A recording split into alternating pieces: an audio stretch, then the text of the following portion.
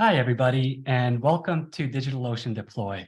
My name is Kukic, and I'm the Director of Developer Advocacy here at DigitalOcean, and I'm here to talk to you about the developer journey to compute, contain, and conquer. As an overview for this talk, you're building the next great application, and you probably have three questions.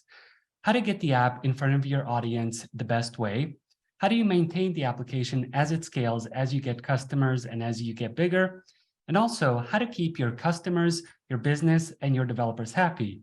And this absolutely applies whether you are a one-person developer shop or a small, medium-sized business or a larger organization. Your developers have to be happy so that they can write you better code and get you more applications. So when it comes to deploying your application, you have a lot of different options. And at DigitalOcean, we also provide a lot of options in the infrastructure, in the platform, and in the kind of hybrid space. So we offer Droplets, which are our scalable Linux-based virtual machines. We offer a marketplace, which has pre-configured virtual machines for various use cases to get you up and running quickly. We have various platform as a service offerings and some that we also announced earlier today, but we're going to talk about app platform. We're going to talk about serverless functions, managed databases, as well as spaces. And then we'll also talk about a hybrid approach, managed Kubernetes, which gives you the ability to have full control over your infrastructure, great scalability, and also the ability to containerize your applications as you grow. Let's first start off by talking a little bit about infrastructure as a service. And this is the traditional way that developers have deployed and managed applications in the past. And the great thing about infrastructure as a service is that you have full control over the software that runs on that server. You basically go to a cloud provider like DigitalOcean. You say, I need a virtual machine that has this much RAM, this many CPUs, this operating system on it. We give you that. You log in, you SSH into that machine, and you install whatever software you want on it, however you want it. But this requires infrastructure and networking knowledge to set up and maintain. So the big trade-off with infrastructure as a service is considering whether you want to build and maintain your infrastructure, or do you want to build your application, add new features, and meet the needs and demands of your customers. When it comes to infrastructure as a service options at DigitalOcean, our most popular offering is our Droplets, which are our scalable Linux-based virtual machines. And the pros of going with Droplets is that you have full control over that infrastructure. We have a number of different Linux-based OS distributions, and you can also bring your own custom images. From here, you just SSH into the machine and install whatever software you want to get your application up and running. And when it comes to the virtual machines that we have, they're very flexible and adaptable to any use case. So if you need a memory-optimized droplet or a CPU-optimized droplet or a storage-optimized droplet, we have all of those capabilities for you. They're very affordable, and while you have to maintain everything, they give you the most flexibility. And the cons of using Droplets are that they require infrastructure knowledge. You need to know how to log into the virtual machine, how to set up Nginx, how to set up a server, how to open up the correct ports. And while we at DigitalOcean have a lot of great tutorials, a lot of great documentation, it is not for the faint of heart. And the other con is that you are responsible for maintaining the server. Once you have a Droplet deployed, you have to go and apply security patches, install software updates, and basically manage the entire infrastructure yourself. So it does give you great flexibility, but with that great flexibility also comes a great responsibility. Additionally, at DigitalOcean, we have a marketplace of pre-configured virtual machines. Now, these virtual machines run on Droplets, so you are still using the underlying Droplet infrastructure, but they are images that have been expertly curated from various companies that offer services from the community and others. So if you just wanted to get a WordPress website up, or if you just had a Node.js application and didn't want to set up a droplet and install Node.js yourself, you can access our marketplace and install a one-click image that already has Node.js pre-configured, or already has WordPress or Laravel or the LAMP stack, or whatever type of technology stack you need. Another great thing about the marketplace is, since it's built on droplets, it is easily scalable, and you can get up and running quickly with various technology stacks with just a single click.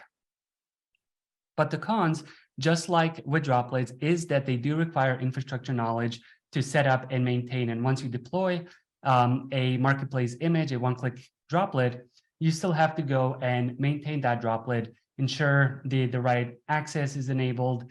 And when time comes for security patches, when time comes to update the software, you'll have to do it yourself.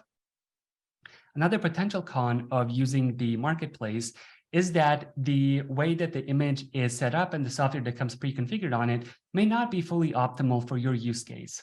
If the Node.js image, for example, has Node version 14 on it and you need Node 18, then you would have to go in, set up that droplet, and update it to the version yourself. Or if it has some of the tech stack that you need, but not others, you would be responsible for logging in and managing that. So the management and the maintenance of droplet one-click images is still left up to you as the developer, as the business owner. So when should you use infrastructure as a service? Infrastructure as a service, whether it's droplets or the marketplace, is great when you have specific needs and the expertise to build and maintain infrastructure. And again, whether you're a single developer who doesn't mind putting on the DevOps hat and SSHing into a server to install and manage their applications, or a business that has a dedicated DevOps or infrastructure team to handle it for you. Infrastructure as a service is also great when you want the most control over your infrastructure, when you need to know and when you must have full access to the underlying infrastructure. Infrastructure as a service is the way to go. And when you want to minimize dependencies with your infrastructure. So if you're using a managed solution like App Platform, for example, that adds another dependency in the deployment toolchain. So if App Platform goes down, or if another third party goes down, then you're kind of prevented from deploying and managing your infrastructure. Whereas with a droplet, as long as the image is up and you can SSH into it, you can have full control, and you reduce the amount of dependencies on other services to run your application and business.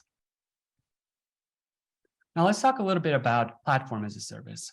Platform as a service comes in many, many different forms, and it can come in the forms of being a fully managed service where it deploys your application, or it can manage a part of your application, such as a serverless function or a very specialized use case like a managed database or managed asset hosting service like Spaces or Amazon's S3.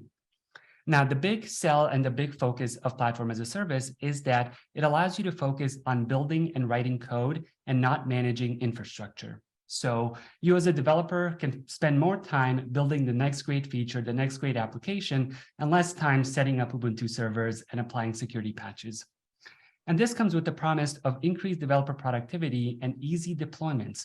So the infrastructure is managed for you. You just give us your code, and we as DigitalOcean figure out how to deploy it best for you and scale it.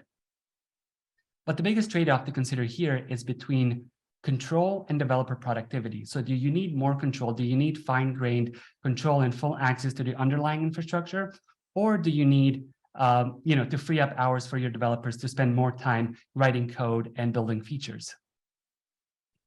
When it comes to platform as a service offerings at DigitalOcean, we have a number of different solutions, and I'll go over them quickly. So the first one is DigitalOcean's app platform, which has the premise of building, deploying, and scaling your apps without managing any infrastructure. Now, the big pro of the app platform is you can deploy your application by simply connecting a GitHub or a GitLab repository. We'll pull down the code, we'll set up a container for it, figure out what type of application it is, whether it's a Node.js app, a Ruby app, a PHP app, and so on and so forth. We'll deploy it, we'll give you a URL, and you're good to go. So this requires very little infrastructure knowledge on your end. There are, a number of settings and a number of configurations that you can control. But for the most part, if you just have a standard application that you want to deploy, you simply connect a GitHub repo, tell us which branch to connect it, tell us which branch in that GitHub repo, and your application will be deployed in a matter of minutes. The other great benefit of using the app platform is that you get automatic rollbacks. So as you deploy a new branch or as you deploy a new version of your application, when we see a new commit, we'll pull the code and try to build the new application from that code. And if something goes wrong, then we'll roll back to the previous version that worked so that your customers don't experience downtime, they don't experience issues, and you can fix whatever issue or bug was in that branch before redeploying it. Now, the cons of using a managed app platform or a managed service like this is that you don't have access to the underlying infrastructure. You're relying on DigitalOcean to figure out what type of application you're building, how to deploy it, where to deploy it, and how your users are going to get access to it.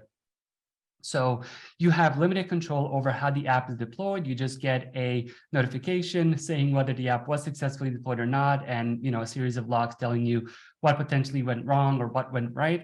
But you, as the developer, other than some of the settings that you have, pretty much have to trust DigitalOcean that will do it correctly on your behalf.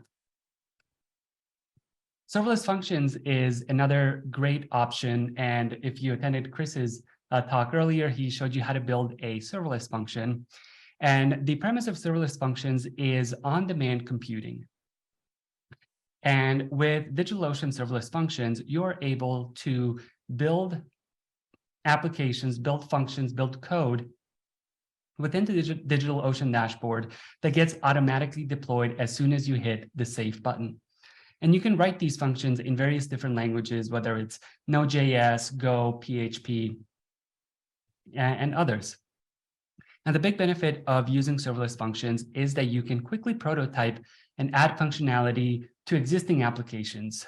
So instead of going into your potentially monolithic application to just prototype and add a piece of functionality that you're not sure your application needs, you can quickly prototype it with a function, test it out, and if it works, roll it into your full application, and if not, scrap it. The other big benefit of serverless functions is that you only pay for the resources you consume.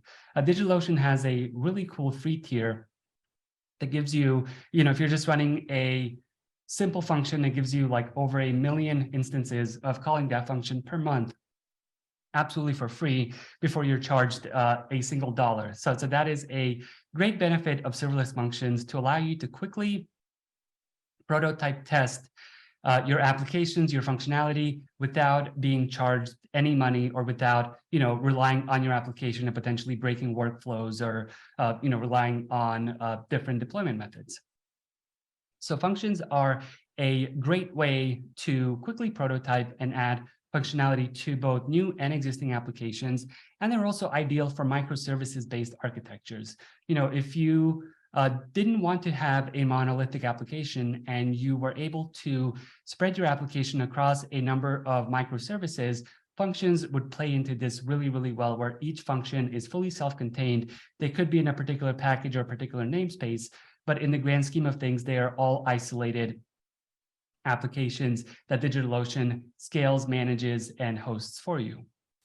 Now, the cons with serverless functions, just like with the app platform, is that you do not get access to the underlying infrastructure, and you have limited control over how your application is deployed. When you deploy a DigitalOcean function, as soon as you write the code and hit save, we figure out what type of code you're writing, what type of app it is. We put it in a container, deploy it, and give you an HTTPS endpoint where you can access this function. But that's, everything else, all of the management, all of the scaling is handled on DigitalOcean's part. So, you're sacrificing that control, but you're getting the ability to very quickly iterate and add functionality to your applications. The next platform as a service initiative that DigitalOcean offers is managed databases. And the premise of managed databases is worry-free database hosting.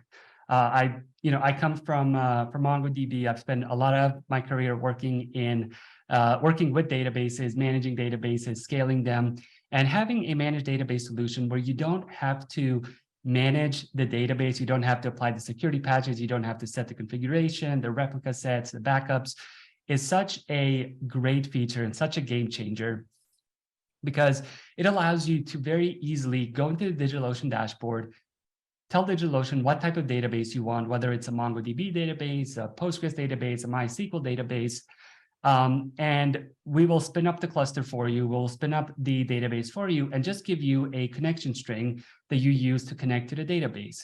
So this is very easy setup and very little maintenance on your part. We can automatically apply incremental version updates and ensure that everything is running reliably and quickly for your application. And the other great benefit of managed databases is built-in security. With trusted sources, you can, at the network level, decide who can access your database. So whether it's just your developers or just your production application or just your DigitalOcean droplet, you can limit who can access the database at the network level by just providing the IP address or the DigitalOcean resource that should have access to the database. Now, the cons of a managed database service are that the costs may be more expensive than if you were to self-host a database. So if you were to go to, spin up a DigitalOcean droplet and set up a MySQL server, you just pay for that droplet and the software that runs on it is MySQL, so you don't get any additional fees. But when you're using a managed database, you're essentially paying just for that database functionality, none of the other compute options. And the other con is that you have limited control over the features and capabilities of the managed database.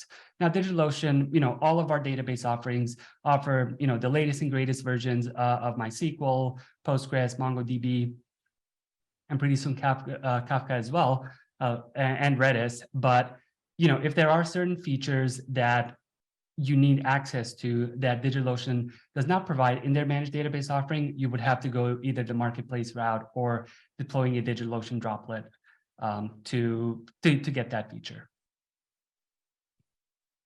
And then the final platform as a service offering that DigitalOcean has to help you build the next great application is called Spaces. And Spaces is object storage with a built-in CDN.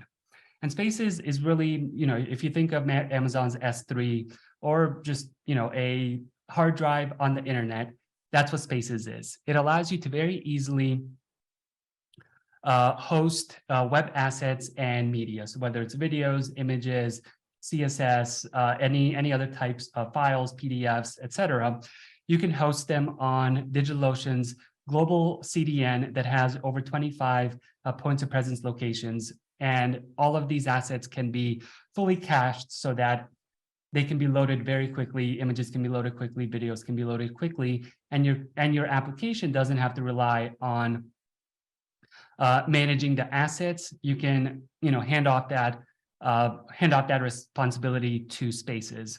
And Spaces is also an S3 compatible solution. So if you're already using or have used AWS S3 in the past, you can just drop in Spaces as a drop-in replacement, just change the connection string and everything should work just fine. And the downside of Spaces is that, again, since it's a managed service, you don't have access to the underlying infrastructure, and it's also a separate billing from your droplets or your managed databases.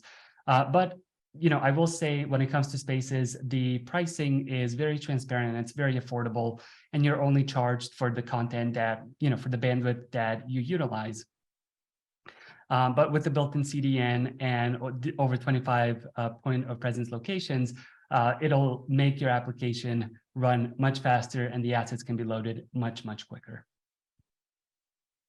So when should you use platform as a service? Platform as a service is great when you don't want to manage infrastructure and instead you want to focus on writing code. With all of the past platform as a service offerings I talked about, they in incremental levels allow you to abstract a piece of infrastructure away from your developers, from your business, and allow you to focus on your core competencies of writing the next great application, writing the next great feature, and meeting the needs and demands of your customers. So if you don't want to manage infrastructure and you just want to focus on writing code, writing applications, PaaS, and whether it's app platform or managed databases, is a great solution. Platform as a service is also great when you don't have very specific requirements and needs of the underlying infrastructure.